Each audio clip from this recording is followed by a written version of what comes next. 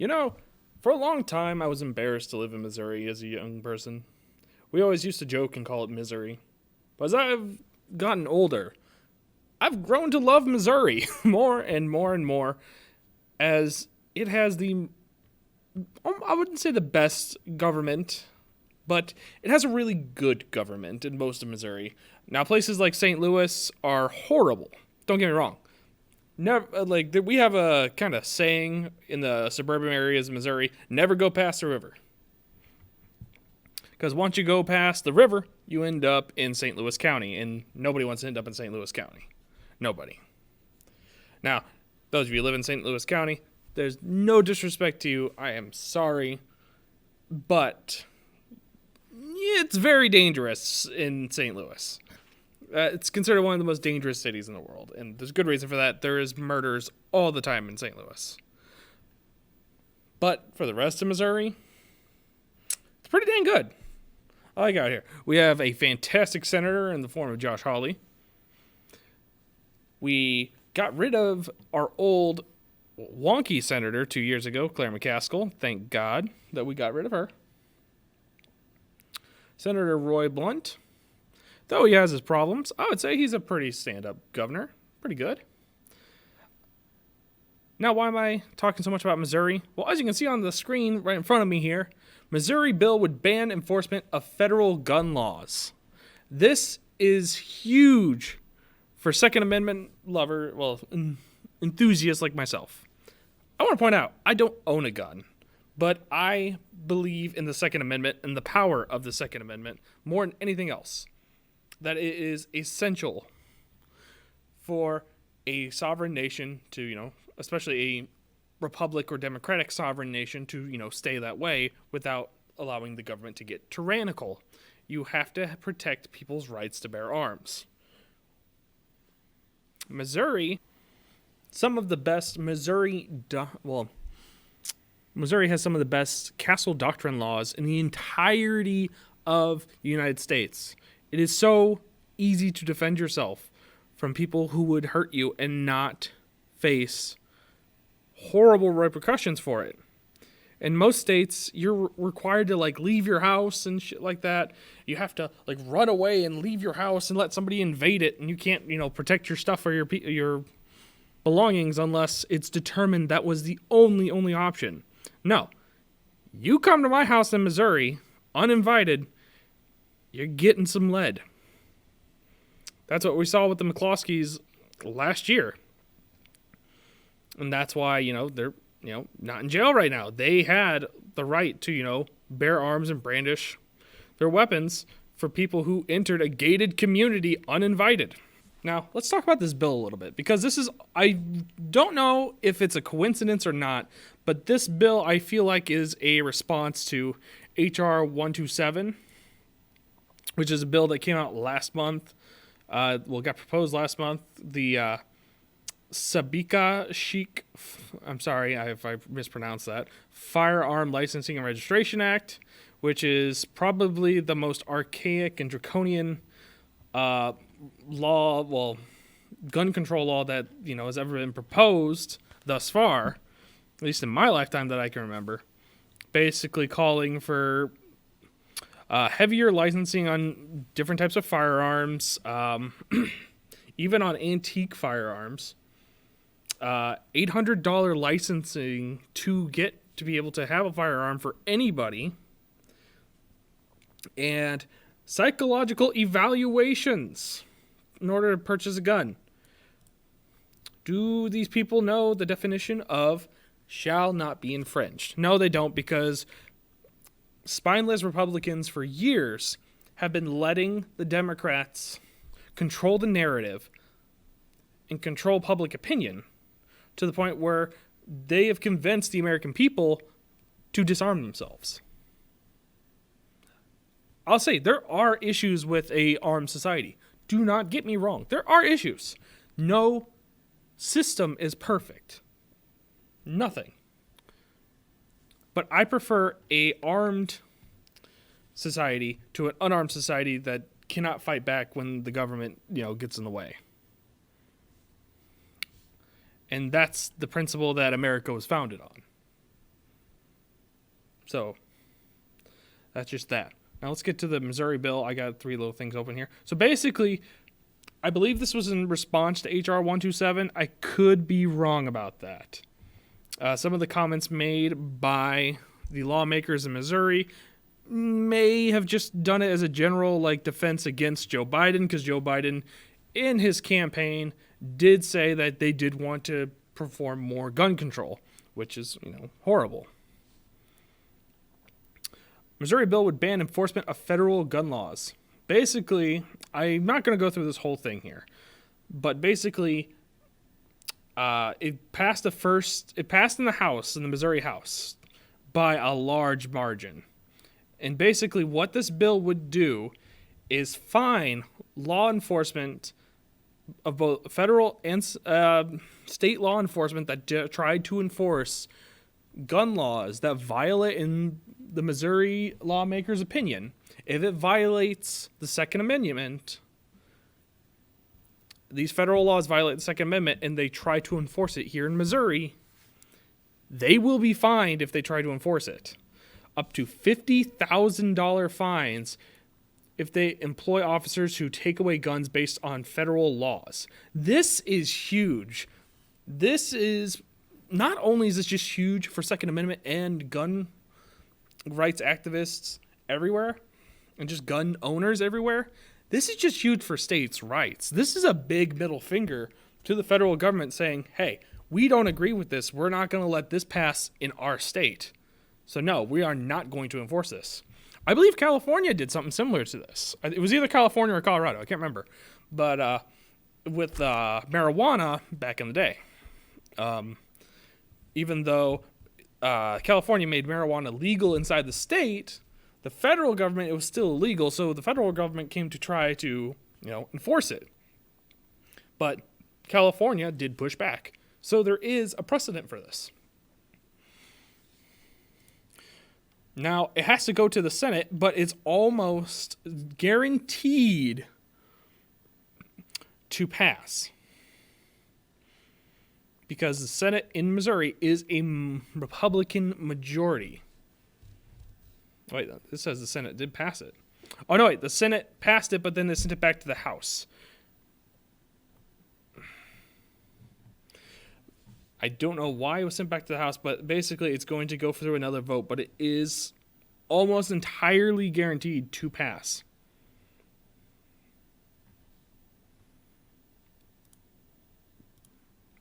Now let's talk about some of the hurdles that could be facing this bill. Here's a little more in-depth onto it. So basically what seems to be, some of the hurdles going on right now is, of course, it's split down party lines. Republicans and Democrats disagree on it. One of the big things is they disagree on what the punishment should be for, federal, agents who try to enforce federal gun laws that, Missouri finds unconstitutional. Whereas Republicans want harsher, they want actual, banning them from, doing it, and banning them unemployment, taking their jobs away. It's right here. Suda would not be subject to the employment ban included in the Senate bill. So basically, the Democrats are just trying to get it there. I think they're playing it a little smart. They're not. I think they know that it would be foolish for them to try to completely shut down the bill. But so they're just trying to go for the financial suit. They could be sued for $50,000. Which, is, that's okay, I guess. I could deal with that, compromise. The mayor of Missouri's 2 largest cities and federal prosecutors came to the state capitol this week and warned that joint task forces to combat gang and other gun violence would effectively end if the bill becomes law. No, they would not. This is very much wrong right here.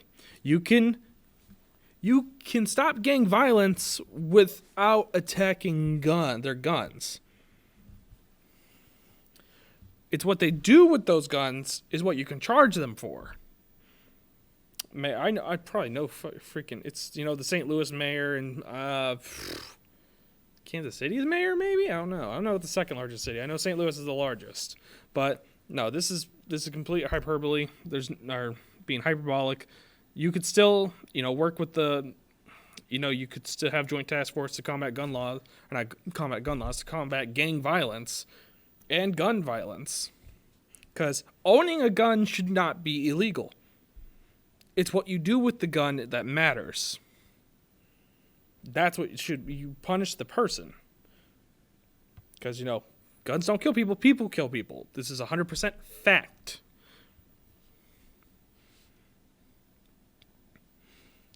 Let's see here. The other thing it looks like they are, they're worried about is the relationship between local and federal law enforcement. This would put a hamper onto the relationship between them. But who the fuck cares? I don't give two shits. The federal agents have way too much power anyway, and need to step back every once in a while. Oh well, they're not going to be buddy all the goddamn time. No, I don't give two shits about that. This is the funniest part about this, though. Well, for one thing, this part right here, Democratic Governor Jay Nixon vetoed similar legislation last year. That's confusing because there's no date on this article, but I know this situation's going on right now. And Governor Jay Nixon has been governor for almost 4 years. So did they mean Governor Parsons? Or does Jay Nixon have some kind of other, power that I don't know about? Because I haven't heard his name since high school. But yeah, I don't. That does not make sense to me. But it doesn't even matter, because the Senate passed a measure Wednesday with the minimum amount of votes needed to override a potential veto. So that means this bill's going through. It's just how long are the Democrats going to try to hold it? The other concern is the courts, because the courts, I think the federal courts have stated that states cannot override federal gun laws, but this is definitely something that's going to have to be brought to the courts. And with a conservative majority in the Supreme Court right now, it may be the best time to do this. So I'm very hopeful for this. Basically, also, this is something interesting. Among the other provisions of this year's bill, designated personnel would be allowed to carry weapons in school buildings after undergoing training. Staff could choose to carry pepper spray instead of a gun. Boom! I love this. Yes, 100% do this. 100%. I have always stated this. The best way to combat school shootings is we need teachers and staff who are willing and able to carry guns and weapons. Like 100%, I am down for this. Just 100%. I am. This is beautiful. Sign them up for gun safety courses. And then just have some kind of firearm, probably like a 12 gauge or something, in a locked cabinet in a room that cannot be accessed by students at normal time. Well, normally, and it's behind lock and key. Maybe keep one in the principal's office. I don't know. But this is just beautiful. I love this. This is, God, Missouri has gotten so based. Oh my God. I love it so much. Another part would allow concealed gun permit holders to carry firearms openly, even in municipalities with ordinances banning open carry. It gets better and better the more I read. It would reduce the minimum age of concealed weapon permits to 19 from the current age of 21. Oh, that's beautiful. That's beautiful. I love it. Oh my God. I love this. Oh, how can we send people out to war at 18 and allow them to carry guns then, but we can't let them carry guns as civilians until they're 21? That doesn't make a lick of sense. That does not make a goddamn lick of sense. This is beautiful. I am loving this. Oh my God. Healthcare professionals could also not be required to ask or document whether a patient owns a firearm. Whatever happened to doctor-patient freaking confidentiality? I didn't even know this was a thing that healthcare professionals could have to ask whether you have a gun or not and document it and report it. That doesn't make... What? What is this? I didn't even know that was a thing. Wow, I love this bill. I love this bill more and more I read. I'm loving this bill. I am sorry. I'm kind of like, I'm not being very professional in this, but this is just so beautiful that it's bringing me to tears how much I'm loving this bill. So, if you're in Missouri like me, contact your state representatives and please encourage them. I don't care. Like, contact the Democrat ones and say, hey, get out of the way. We want this as Missourians. Please, just get out of the way. We want this. Get out of our way.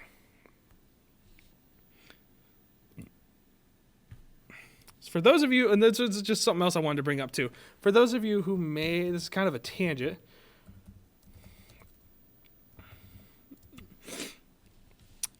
But in case you never knew, there's a city inside Georgia. It's called Kennesaw, Georgia. And it has this weird law. The law is every head of household residing in the city limits is required to maintain a firearm. And, fun fact, they haven't had a murder. They've only had one murder in the last 6 years in the entire city. This is like the perfect case study for the term that if everybody has a gun, nobody's going to F with each other. That's the thing. Guns make you feel powerful until the point where you have one pointed in your face as well. Then you stop being a dipshit. Notice how also, this is just a little tangent, with most school shootings, notice how they go to schools, it's usually students inside the schools,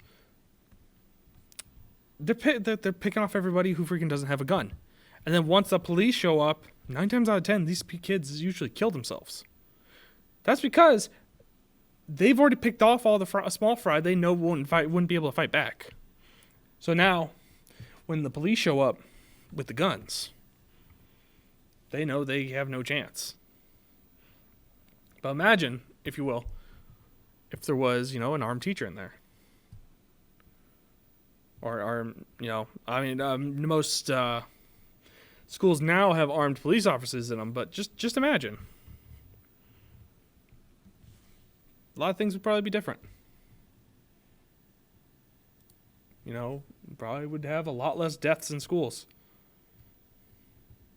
And we'd have a lot less David Hoggs in the world. That's a good thing, in my opinion. David Hogg, he likes to stand on the graves of his fellow classmates and, uses them the virtue signal to the world. Do you know he's starting a pillow company because he doesn't like the MyPillow guy? What a petty little piece of shit, David Hogg. Well, anyway, hope you guys enjoy the video. I know it's not the usual podcast that we've been doing. I know we haven't been doing the podcast for a while. Me, Jasmine, and Kiefer's schedules have kind of gotten crazy lately. But thank you so much for watching. You guys have a wonderful day.